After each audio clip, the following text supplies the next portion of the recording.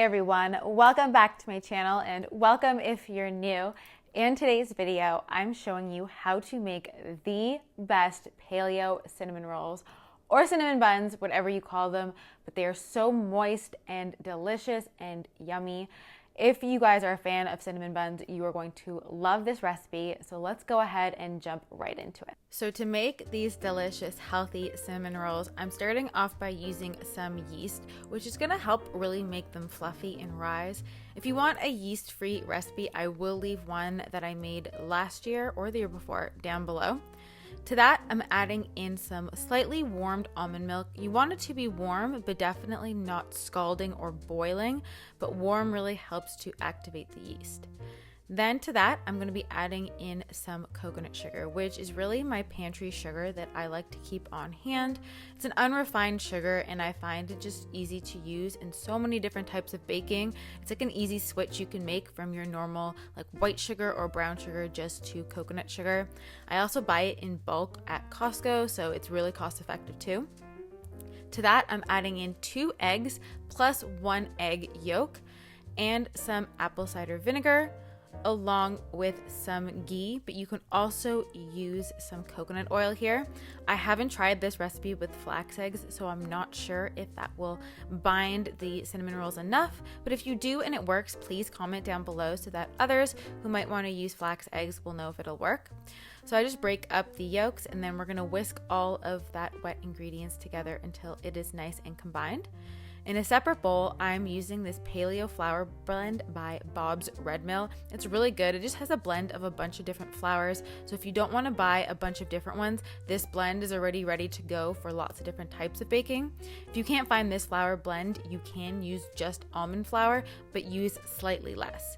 I'm going to add in baking soda, vanilla, and then I'm just using the dough hook on my handheld KitchenAid mixer, but you can definitely stir this together by hand. I just find this really helps to break up the clumps and really makes it nice and smooth, easier. But like I said, if you don't have a mixer, or if you even have one of those big mixers that stand on your counter, you can use that too, or you can do it by hand. Just make sure everything is combined, and then once it's combined, stop mixing it because we don't want it to overmix. It will also be quite a sticky dough that's going to thicken as it proofs. So we are going to leave this to proof for about an hour and a half. If you want to stick it in the fridge overnight, you can proof it overnight. Just leave it outside of the fridge and allow it to come to room temperature and rise a little bit more when you want to make it the next morning. For the filling, I'm using coconut sugar, vanilla, and of course a lot of cinnamon, which is great for your blood sugar also at this time of year. Then to that, I'm going to be adding in some ghee, but you can definitely use coconut oil here too.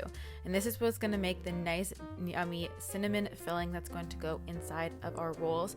And just stir that together. You don't want either your coconut oil or the ghee that you're using to be completely melted, because then it's just going to be more of a soupy filling and it's not going to spread onto your dough. So once your dough has about doubled in size, either overnight or left for about an hour and a half, we are ready to assemble. So I'm just pressing it down until about like a 9-inch by 9-inch square or about 1 inch thick. And then you just use some flour if you find it's getting a little bit sticky. I use some arrowroot flour, but you can use cassava flour, almond flour, whatever you have on hand. And then I'm just sprinkling on the filling in all the different spots that we're going to spread on later. But I find by crumbling it first a bit, you're better off getting a more even distribution into your cinnamon rolls or cinnamon buns. Let me know down below, what do you call them? Cinnamon rolls or cinnamon buns? I feel like I'm honestly 50-50. Sometimes I say cinnamon rolls, sometimes I say cinnamon buns. Another great thing about this recipe is that you can definitely assemble them completely beforehand and then just bake them off that morning, or even put them in the freezer and then defrost and bake. Any leftovers, I would suggest putting in the fridge for 2 to 3 days, or if you're not going to eat them after 3 days, pop them in the freezer, and then that way you can just warm them up whenever you want one. So then you're just going to carefully roll it. This dough is wetter and a little bit more sticky than your traditional dough that may have gluten and other things in them. So you just have to be a little bit more delicate with it and just gently roll it. It will roll. You just have to be a little bit more careful and also make sure your hands are floured or they're not sticking.